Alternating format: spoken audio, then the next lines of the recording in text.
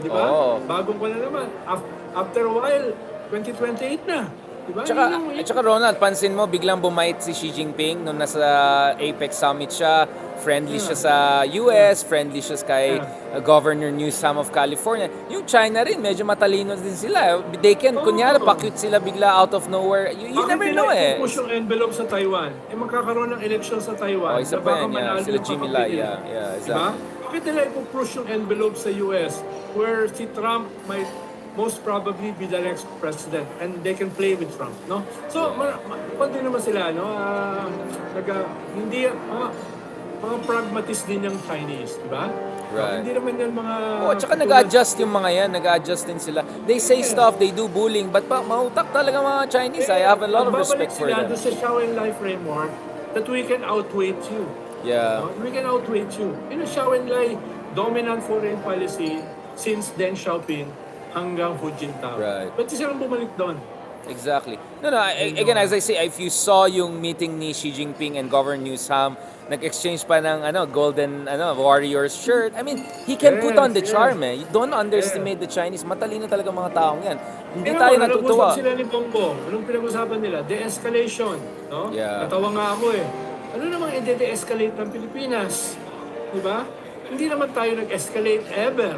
Diba? Yeah. So anong i-de-escalate natin? Pag pinag-usapan ng de-escalation, it's 99% on the court of China. Yeah. Diba? Sila yung dapat mag-de-escalate. Kaya nga, sabi ko, anong de-escalation ang gagawin ni BBM?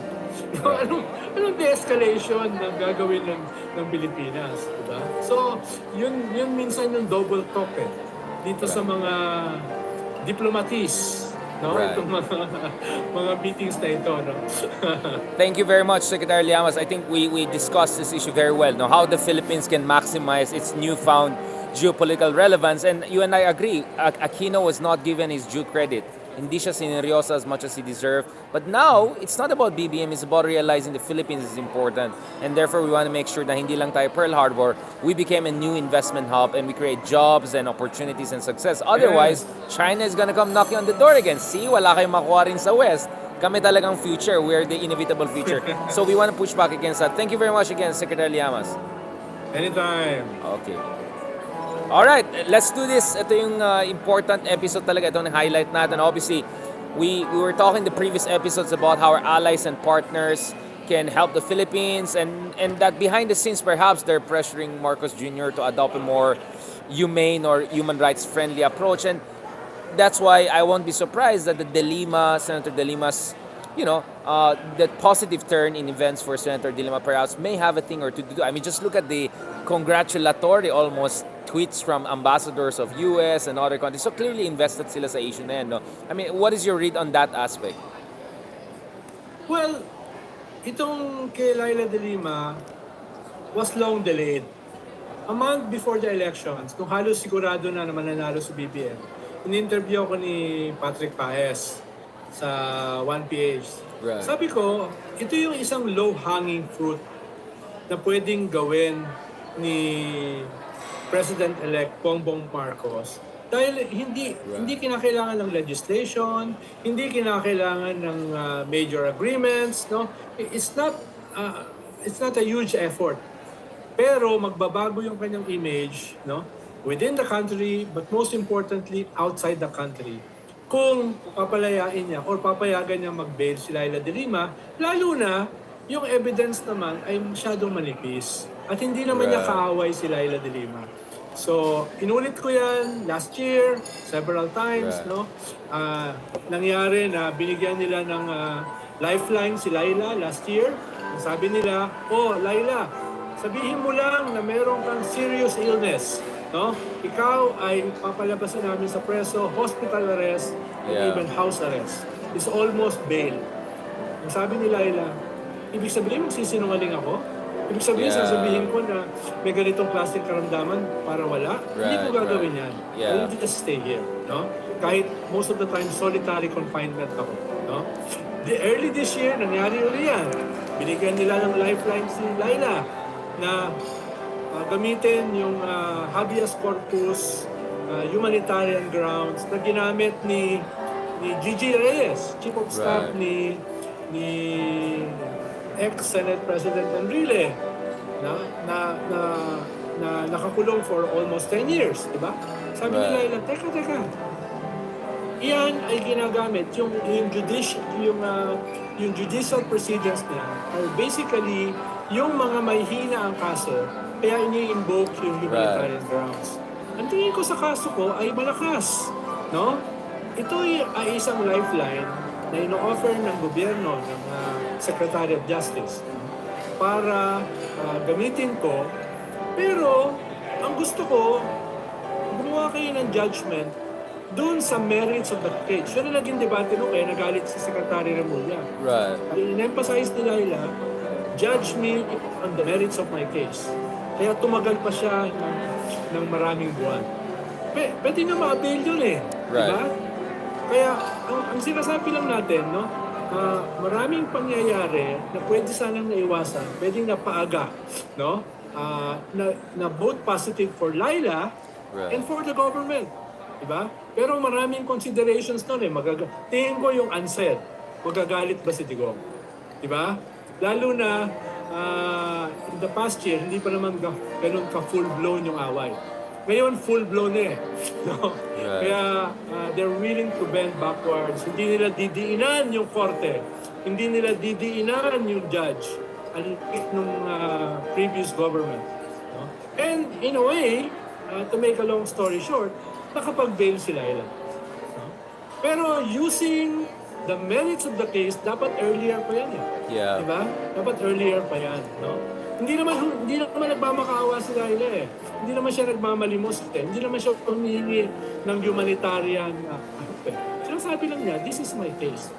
It could have been done earlier. Right. Pero ngayon, even if it's late, pwedeng gamitin niya ni Bongbong, no? Sa kanyang rebranding, sa kanyang reinvention of their Marcos name, dahil makakatulong yan, makakadagdag sa kanyang image around the world. At kung ganyan ang image niya, yung pinag-uusapan natin earlier about commitments, investments, no, in this part, in this unique country, in this region, ay baka mas makakita tayo ng fruition. No? Right. Pwedeng mangyari yan. Isang magandang element yung nangyari kay Laila. Dahil 3 to 4 resolutions na nilabas ng European Parliament. 2 resolutions ang dami, ng di ba? Congress, US senators, 1 resolution ng US Senate, no? 2 resolutions ng Interparliamentary Union, etc. etc. Diba? Yun lang naman sinasabi ko. It could have been done earlier. So essentially the argument is this was a relatively low-hanging fruit, late corrective move with relatively minimal also cost for BBM. Now, of course, we discussed also the ICC option, but one of the issues we haven't discussed is yung case ni Walden Bello, right? Because in a way, it has a family resemblance to the Delima case, right? Because at least the position of the Walden camp is being politically persecuted for taking a very strong stance against yung pangalawang pangulo ng bansa, because the person who's on the other side of this case is the chief communications person of the current vice president. And of course, this is also raising a bigger question about weaponization of cyber libel, no? And so what is your read on the Walden Bello? Do you think that Walden Bello can come or Leila Delima perhaps can express solidarity, because her case is not an isolated case, right? It looks like, you know, marami na carry over ng mga ganitong legal cases from the past administration. First of all, our libel laws are patterned after the US. No? And very clearly, isang essence ng libel is the presence of malice. Malice, yeah. Mahirap patunayan ang malice dahil nasa loob ng utak mo yan. No? Unless merong narinig ka sa isang tape recording or video na talagang sinasabi mo, talagang gusto ko lang wasakin ito. No? So, based on that term of reference, no, dapat malakas yung kaso in favor of Walden, no? Yeah. Yun yung unless talagang pe-pressurein mo yung mga judges, pe-pressurein mo yung mga witnesses, no? Katulad ng ginawa kay Laila Delima, yun yung similarity. No? Pero kung ito yung normal judicial procedures natin, medyo mahirap manalo yung libel. Pero yun nga, di ba, Ronald, I get your point. My thing is, in the Philippines, even if mahina yung kabila, sa sobrang bagal nung takbo ng hustisya, you're gonna Yeah. be years stressed out and financially drained, even when you're Yes. facing a Lalo potentially na, lalo na nonsensical yung, lalo, case. lalo na yung kaso ay nasa Davao. No? Ibig sabihin yung may kaharian ng mga Duterte. Tapos pupunta ka ron, baka mamaya paglabas mo ng korte, madulas ka sa balat ng saging, di ba? No? It's a dangerous place for critics of the Duterte. No? At hindi na natin kailangan ipaliwanag bakit. Di ba? Yan yung one. So, ang unang dapat gawin ni Walden, ipalipat sa Manila, no? Sa korte sa Manila yung kaso. No? Or Just to take be it to the safe. Supreme Court even and question Oh. the whole cyber libel case and say this is... Yes, pero Yeah. hindi ka pwedeng mag-forum hopping eh. So usually kailangan dumaas ka kung Yeah. nasaan siya nandun. So yun yung, pero mga abogado lang ni Kanya. Ako, di ako abogado eh. I'm just, No, I'm gonna interview actually, people in his team soon, and Yeah. also Laila Delima. So don't worry, you don't have to go there. But in terms of Yeah. political environment, because we know, our judicial system doesn't operate in a complete vacuum. Do you think the political bamboo is swinging to the direction, favorable? Ngayon, mas favorable kay Walden. No? Auspicious. Dahil the Yeah. Dutertes are not as strong as a few months before. No? So yan yung pan. Pero, alam mo naman si Walden Boy, no? Matindi rin yung banat niya sa gobyerno. Diba? So, so, Neither nor siya eh. Neither Oo, Duterte so- nor Marcos. Yeah. So, hindi ko naman sinasabi na bawasan niya yung kanyang criticism. Sinasabi ko lang, things as they are, no? Yeah. Baka hindi niya magamit yung weakening ng Duterte sa ating judicial system. Kung babanatan niya in the same sharpest line yung gobyerno na indirectly, sabi mo nga, we don't live in a vacuum, pwedeng mag-exert ng pressure sa courts. But Ronald, what if it's not about Walden, as irritable as he may be with the powers that be, but it's more like hitting the other side, right? Like, you know what I'm saying, right? Maybe in that cynical way. I mean, there could be that potential angle, no? Now, Ronald, the thing is, siguro, one of the things I noticed, and correct me if I'm wrong, kulang tayo sa culture of solidaridad, no? I mean, I remember when I was with Leila, I said a few years ago, maganda sana na mag-joint press conference sila. Of course, siya online, Zoom, whatever, or video, whatever, with Lenny and all, Sereno and Maria Ressa and all of that. And for some reason, that thing never happened. We never saw these women in the same fora standing together, kind of. Wala eh, like parang kanya-kanyang diskarte nangyari, 'di ba? Yung isa all around the world holding the line yung mantra, yung isa but I was thinking sana ngayon like Leila Delima could become the kind of a pivot of more of a culture of solidarity. Kasi kaya nga I'm pushing for RRL, RRC, RRM. Like this for me is a part of hindi tayo magko-compete dito for audience. We can work together and push for public education and knowledge. You and I working is a form of solidarity. Sabi nga ni Lelo, therapy nga sa kanya, yung mga conversation natin. So, I'm just hoping that this Delima and Walden and all that could be a kind of a microcosm or mitochondria for more of a culture of solidarity, which is close to our heart as progressives. But it doesn't seem to be a liberal Filipino culture, right? Pag mga liberal sa Philippines, I don't know. For some, I didn't see as much. Or maybe I'm just wrong. I'm sorry, yeah. Cup half full, half empty. No? Nung 6 years ni Digong, ang hirap dahil lahat dinemonize eh. Diba? Diba lahat dinemonize. But isn't that precisely why you should come together? Or you're saying ayaw nila ma-package? Hindi naman. Libawa, si Pinoy, nung buhay pa, ang sabi niya, ayoko naman parang ako isang bitter ex-president na sasabihan kagad yung presidente, no? At babanatan kaagad siya. So nagbigay siya ng konting space bago siya nagsimulang mag-criticize. Right. Diba? Yan ang ginawa niya. Si Lenny naman, naging bahagi ng cabinet. Diba? Naging bahagi siya ng cabinet for a while. Diba? Eventually, ay na-realize nila Digong yung kanilang mistake. Tinanggal din siya with extreme prejudice. Si Sereno, pakita naman natin, natanggal. Diba? As a Chief Justice, no? Using this quo warranto something, no? Etc. At in between, ang daming patay. There were thousands of deaths. So yung iba ay nagwo-worry baka mangyari sa kanila yan, no? Natatakot, no? Yung sinasabi mo halimbawa na na nagbiyahe ng marami, etc. Nangyari yan after the election, after Digong. Pero during Digong, walang coordination eh, di ba? Right. Tattered, fragmented yung opposition. Nakita mo naman yung Ocho Derecho in 2019, no? First time in the history of the country na not a single opposition ay nanalo.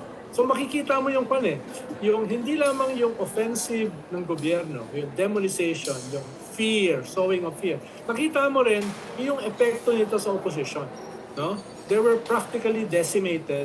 They were practically marginalized, no? Kaya hindi ko sinasabi this is an excuse. Yeah. Dahil some of us continue fighting in spite of that, di ba? Yan yung nangyari. Pero sinasabi ko, iba ngayon.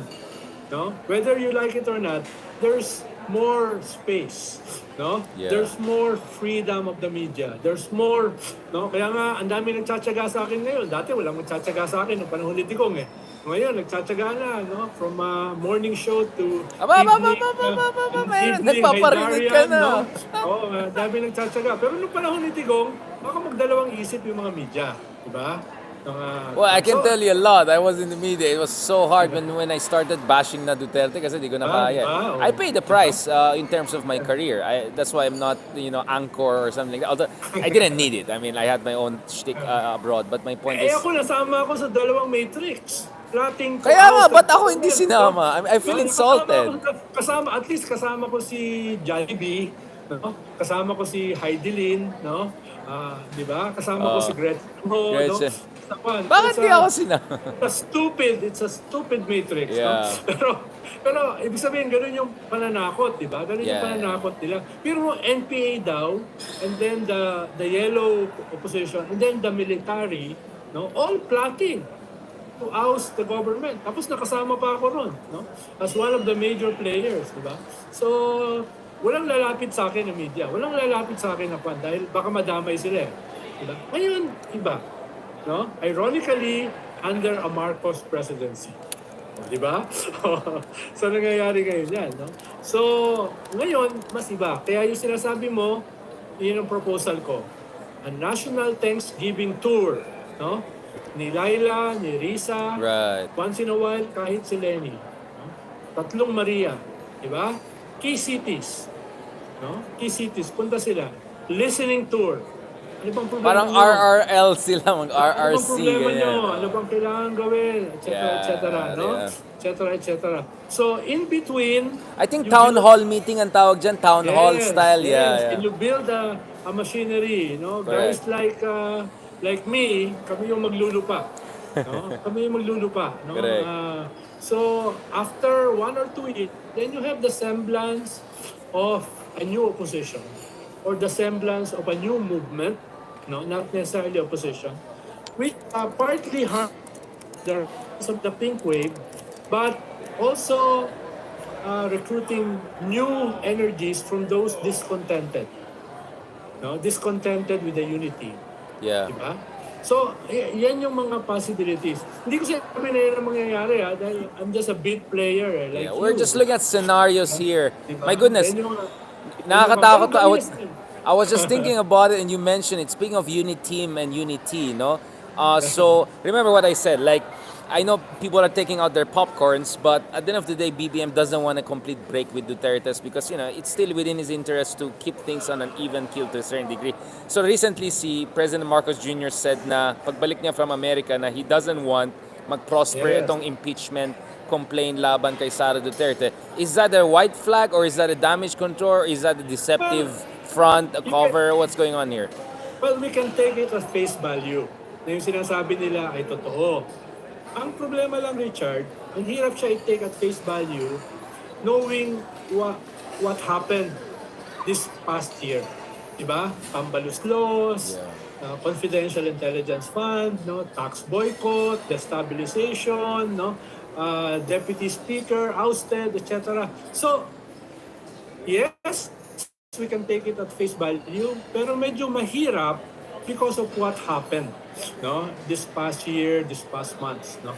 Yun yung pa. Ikatlo, wala naman nag-a-announce ng impeachment eh. If you plan to impeach somebody, you never announce it. You surprise the target, no. Parang nangyari kay Erap, yung in-appoint niya na speaker, si Manny Villar, biglang bumaliktad, no? At nakita na lang niya, ini-impeach siya. Right. Ini-impeach. So, ibig sabihin, kung magkakaroon ng impeachment, if ever, di ko sinasabi magkakaroon, it will be a surprise. Yeah. It will be a surprise. Although, hindi ganun kadali ang impeachment kay Vice President Sara dahil iba yung bilang sa Senate. Kailangan mo ng 2/3 vote. Yeah, medyo mahirap. Yeah, you're right. Hindi katulad sa That's a Congress. good point. That's a good point. Yeah. Pero Richard, some are setting the template. Some are setting the predicate which can be used Yeah. for an impeachment. The two cases in the Supreme Court. Perhaps a few more coming, no, sa Supreme Court. So, hindi ko sinasabi na yan ay directly related. No? Wala akong sinasabing gano'n. Para kating wala ka talaga sinasabi, Ronald. I'm sure sila Barry, sila Shelo Magno, Barry Gutierrez, Christian Monson, walang kinalaman yan sa impeachment. But whether this is unrelated, others can use that as a basis for impeachment. Others, yung mga intrigero na hindi kasama tayo, pwedeng sabihin na, may dotted line siya. May dotted line siya papuntang impeachment. No? Katulad ng sinasabi ni Congresswoman Castro, na hindi ko sinasabing intrigera. No? Katulad ng sinasabi Ay, mahal natin yan. na maraming nag-uusap-usap, no, on the side about impeachment. No? Medyo nakakatawa lang dahil lahat nagde-deny ng away sa unity team. Lahat nagde-deny na merong break until it happened. Right. And it happened big. It happened huge, di ba? So, ngayon wala na nagde-deny.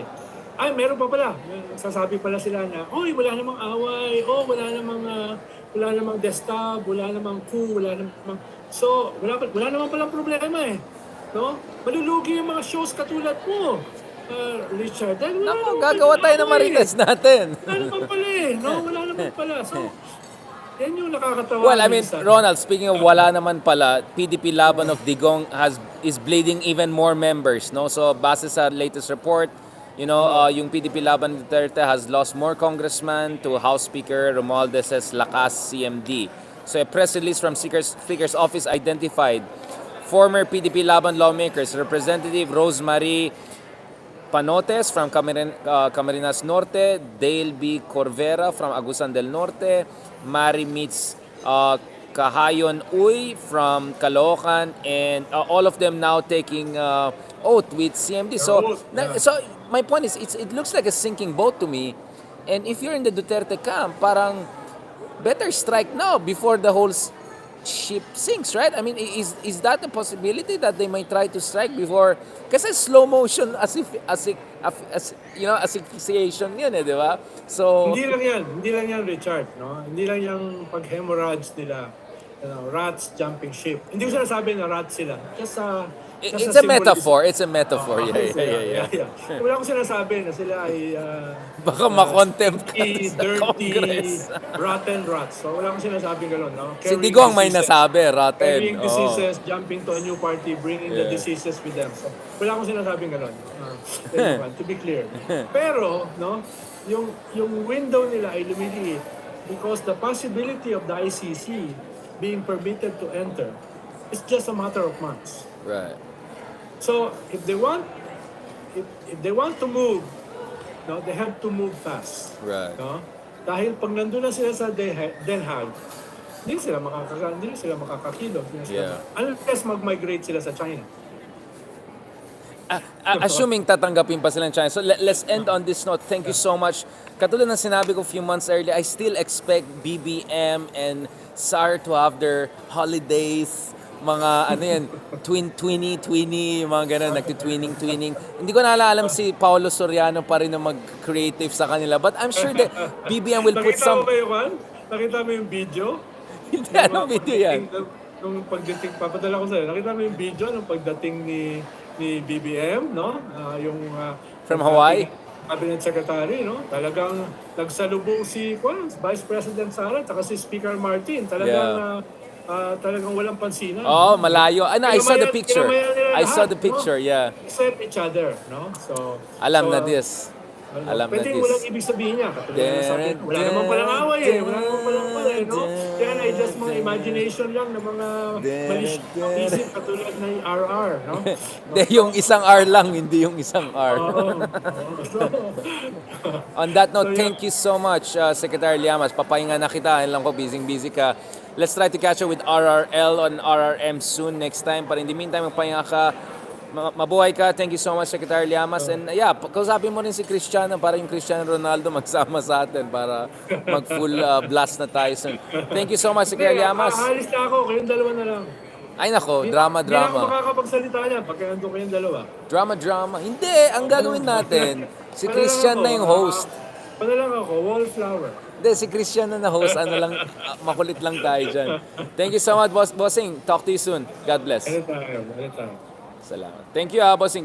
Message kita yung ibang videos natin. Don't worry. I-forward ko sa'yo. Yes. Padala mo yung Facebook ha. Yung pandami Kasi yun nga eh. Putol-putol yung iba kaya inaayos ko na lang. Oo. Salamat, Bossing ha. Talk to you soon. you. I-send ko ngayon. Thank you very much, guys. Ihabol niyo na yung mga videos na yan. Diyan yung mga kulitan natin. Tingnan, mahal na mahal ko kayo kahit nandito tayo sa gitna ng mga conference trabaho. Go pa rin tayo sa mga interviews natin.